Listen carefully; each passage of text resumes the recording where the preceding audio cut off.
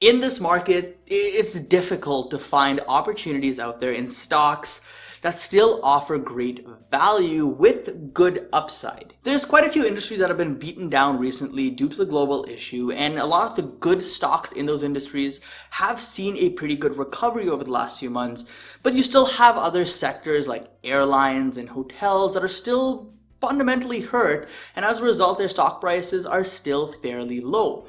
Today, I don't want to talk about those type of companies. I want to talk about a stock that I personally have a stake in and that I actually believe is a great long-term investment because the company provides a ton of stability, it provides excellent dividends, and over the long term, I think this will actually provide some great capital appreciation. Now, I'll be honest, for this video, I was kind of debating between two different stocks and I made the decision to cover the stock you're about to see. But if you do want to see me cover that other stock that I was debating about, which is also a great dividend stock that I personally have been buying recently as well, let me know in the comment section down below. And if this video can get 1,000 likes, we haven't done that in a while, guys, so let's get liking down below. If we can get 1,000 likes, I will make another video and I will cover another stock that I believe fits this criteria of a stable, a large company, great dividends, and great upside over the long term. Anyway, so let's begin. This stock we're going to cover today is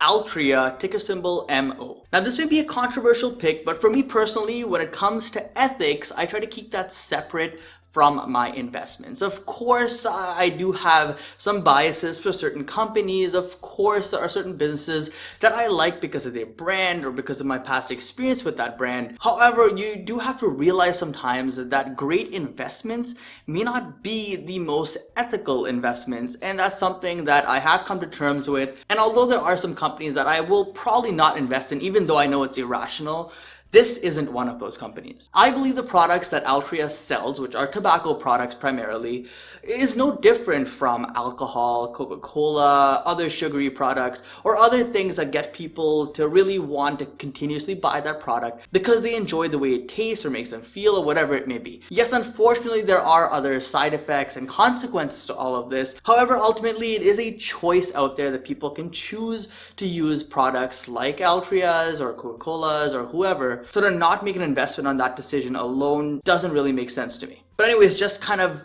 want to throw that out there because I know I've got some questions on that. I keep ethics at the door, especially when it comes to a company like Altria. So Altria, it's a tobacco company with a history of more than 180 years and is one of the largest businesses in the world and is part of the Fortune 200. Traditionally, the company was known just for their cigarettes, but recently they've been making advancements into new spaces with new technology, including heat, not burn, moist smokeless tobacco and oral nicotine pouches, and e-vapor products. The company has also made moves to make some strategic investments in brands like Juul and Kronos, and this helps Altria to continue to expand their portfolio outside of the traditional tobacco and thus opens up itself to a much larger and evolving market. Now, here's the risk with this business and Philip Morris, which is another tobacco business, and British Tobacco as well, that I do want to address right now. The primary market for these companies is still tobacco, and this has been on a steady decline for the last few years,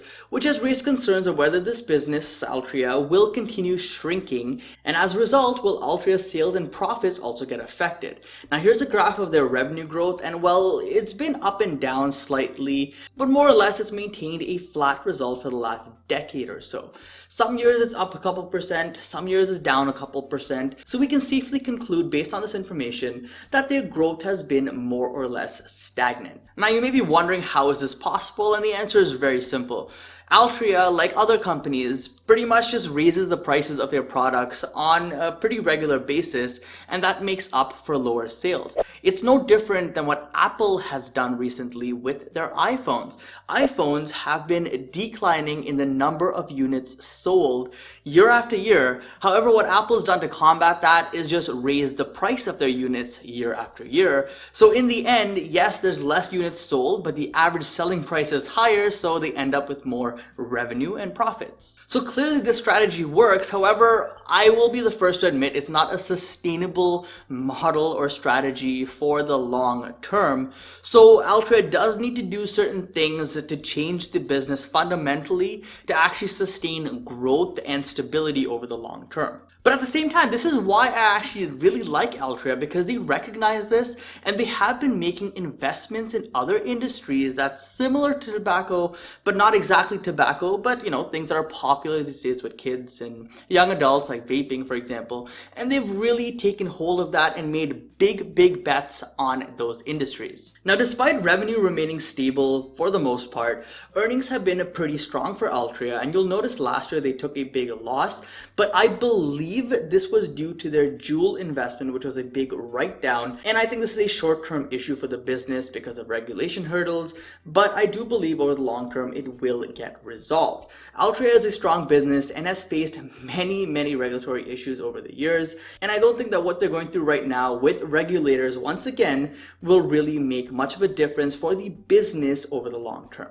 Now, some other interesting metrics here are the gross margins for Altria, which has increased to nearly 50%, which again is due to them increasing their prices, which naturally leads to more profits. And so far, this has been sustainable for them and keeps pumping higher and higher profits for them. I also like that this company is consistently buying back shares, making existing shareholders happy, and making the stock look stronger due to less supply on the market. So naturally, you can see as a business, Altria has been relatively stable. There's not much upside that's happened, not much downside either that's happened. It's just kind of chugging along. It's a slow mover. So naturally, when you think about it, logically, right? The stock should also technically be a slow mover. It should slowly be trending higher. Maybe worst case, it remains flat and just keeps moving sideways. So let's take a look at the stock. Well, the stock chart couldn't be further from this. And what we've seen is from its peak in 2017, the stock has corrected 60% at its lows. And as of today, sits 45% off its lows. This is quite a significant correction, and quite a bit of negative news is baked into the stock at this point in my view, which is why I see a lot of value here in Altria. Now, when it hit $30 or so back in March during the correction, we don't really know if that's going to be the bottom here, but so far it's looking that way. And regardless, I believe at current prices in the $40 range, you're getting a world-class company that's stable and consistent, but I've seen this stock take some big beatings here due to their sector and products currently being out of favor. To me, smells like an opportunity, but let's take a look at their dividend history as well, because like this video title implies, dividends are what we're looking for. As of today, the company offers a whopping 8% starting yield. Yeah, you heard me right, 8%. And couple this with a history of growing the dividend by 10% year over year during regular times and a rich history of growth as well, you have a very strong dividend company. You may notice that their payout ratio is high here at around 80%, and you may think, okay, that makes this 8% yield not reliable, not sustainable, and all that stuff. However, according to the company themselves, they want to maintain an 80% payout ratio pretty much moving forward to reduce any attention drawn to them from regulators, because if the company keeps more of these profits, it's going to have a larger cash balance, and that means that they're a bigger target really. So Altria recognizes this, and they rather pay out those profits to shareholders first to get the money distributed, and then keep a little bit for themselves to keep the business going. As a shareholder, this means a stable company with a stable 8% dividend yield. Think about this for a second. On average, the stock market, the S&P 500, returns around 7% annually. Now, if you believe that Altria is going to be able to sustain itself and just keep chugging along for the foreseeable future, long term, maybe it goes up a little, down a little, but it stays relatively stable, that means you're beating the market just from the dividends alone on a consistent basis. An 8% dividend yield, starting yield,